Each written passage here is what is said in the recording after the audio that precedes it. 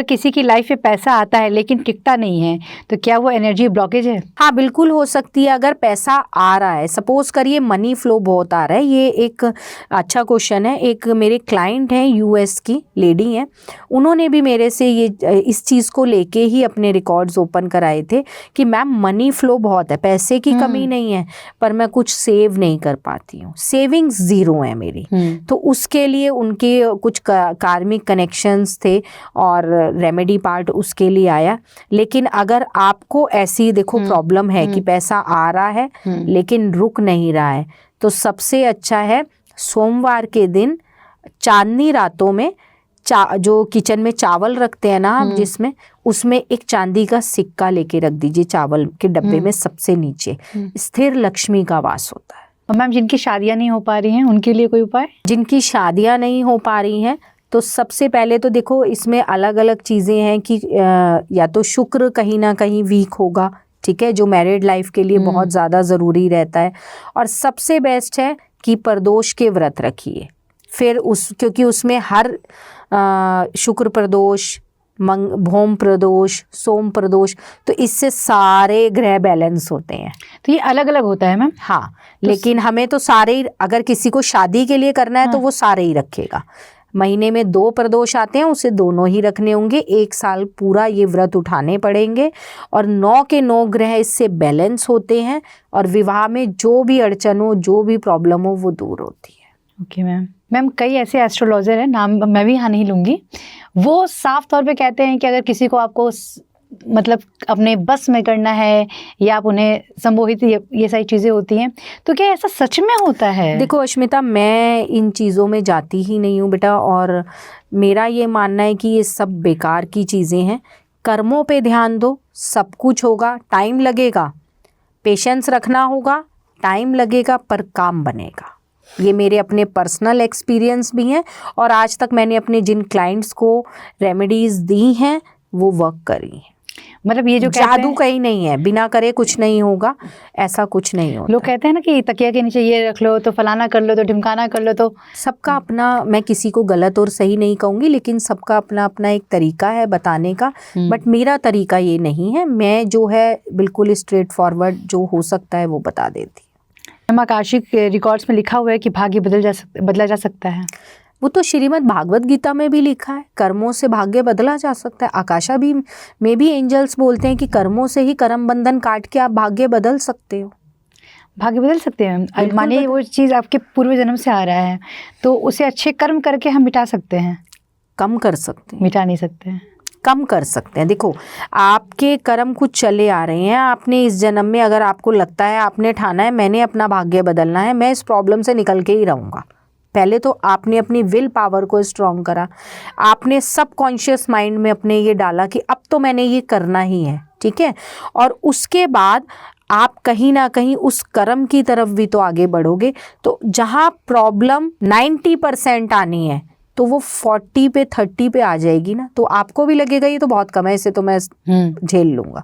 तो इस तरह से कटता कुछ नहीं, कम कुछ नहीं होता है, कट जाता है। मैम ये बताइए, क्या हर व्यक्ति जो है अपनी आत्मिक फाइल यानी सोल रिकॉर्ड जो होता है उसे पहुंचा सकता है? ये नहीं, देखो हर इंसान खुद नहीं खोल सकता, ये पॉसिबल नहीं है, क्योंकि कहीं ना कहीं आकाशिक रिकॉर्ड्स को ओपन करने के लिए एक एंट्यूनमेंट कह लीजिए, क्या किसी गुरु के सानिध्य में इस विद्या को लेना कह लीजिए, ये ज़रूरी है।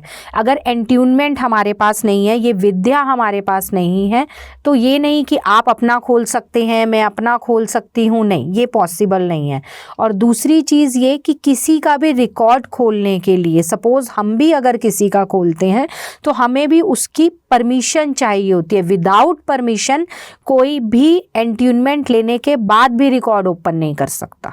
ये मतलब हो ही नहीं सकता, पॉसिबल ही नहीं है। नहीं। मतलब किसी ना किसी से आपको शिक्षा लेनी पड़ेगी। आकाशिक रिकॉर्ड से जुड़ा किसी धर्म या ज्योतिष का हिस्सा है या ये एक स्वतंत्र आध्यात्मिक विज्ञान है?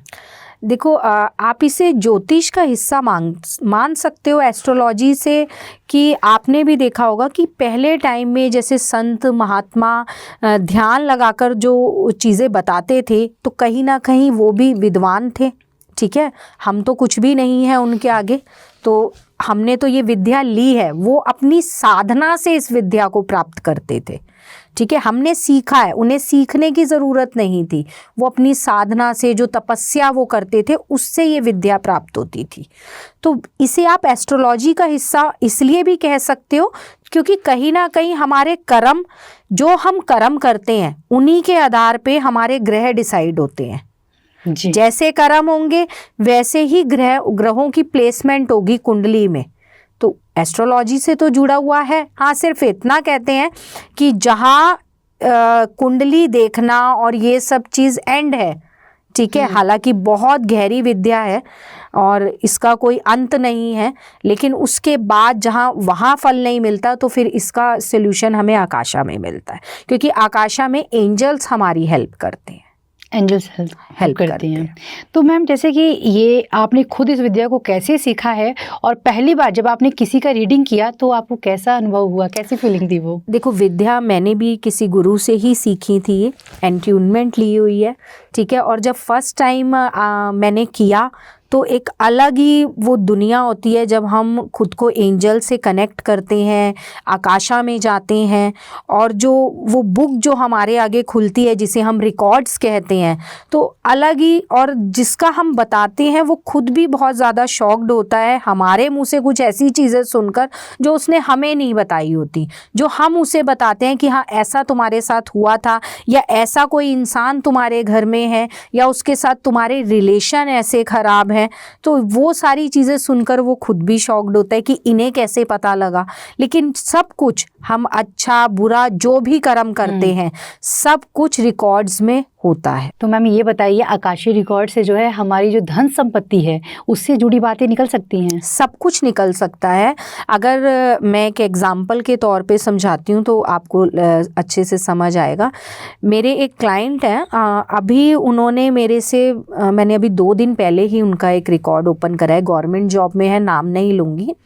उन्होंने कहा कि मैम मुझे ना, मतलब मेरे हस्बैंड की डेथ हो चुकी है और मेरे एक बेबी भी है, बेटा है उनका, और मैंने सेकंड मैरिज भी कर ली है, और जो वो हस्बैंड है मेरे वो भी गवर्नमेंट पोस्ट पे ही हैं, लेकिन हमारा रिलेशन इतना अच्छा नहीं है सेकंड मैरिज के बाद भी, और मैं ये चाहती हूँ कि मुझे इनसे बेबी हो। उन्होंने सिर्फ इतना बोला कि आप मुझे सिर्फ ये बताइए क्या हम, मेरे भाग्य में बेबी है, संतान है। अब उनके जब हमने रिकॉर्ड्स ओपन करे तो रिकॉर्ड्स के अकॉर्डिंग एंजल्स ने जो बताया, एंजल्स का कहना ये था कि इनके हस्बैंड बच्चा चाहते ही नहीं है, वो चाहते ही नहीं है, वो इन्हें भी पता है। अच्छा, लेकिन उन्होंने हमसे ये चीज़ डिस्कस नहीं करी कि मेरे हस्बैंड खुद भी नहीं चाहते हैं। तो एंजल्स ने कुछ रेमेडीज़ जो बताई, लेकिन एक वार्निंग ज़रूर दी कि अगर इन दोनों का बेबी होता है, होगा, हस्बैंड अभी नहीं चाह रहे हैं लेकिन वो रोक नहीं पाएंगे क्योंकि इनके भाग्य में संतान है, लेकिन उसके आने से इनकी लाइफ में प्रॉब्लम्स बढ़ जाएंगी। तो उन्हें जब मैंने उनके रिकॉर्ड्स में और जो रेमेडीज़ एंजल्स ने बताई वो उन्हें बताने के बाद उनसे मैंने पूछा कि आपके हस्बैंड नहीं चाहते हैं? रिकॉर्ड्स में तो यही है। बोले कि हाँ मेरे हस्बैंड अभी नहीं चाहते हैं। मैंने कहा आपके हस्बैंड कभी नहीं चाहते हैं, अभी की खाली बात ही नहीं है।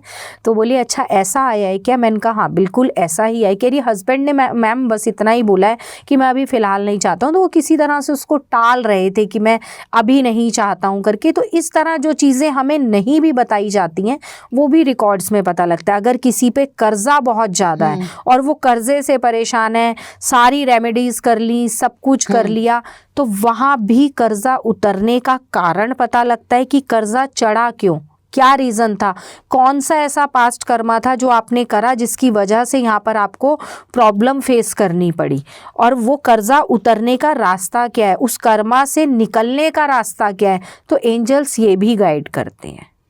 ये तो बहुत ही अलग सी चीज़ें हमें सुनने को मिल रही हैं और मुझे पूरा यकीन है कि लोग इस चीज़ को जानेंगे भी। बिल्कुल बिल्कुल मैम।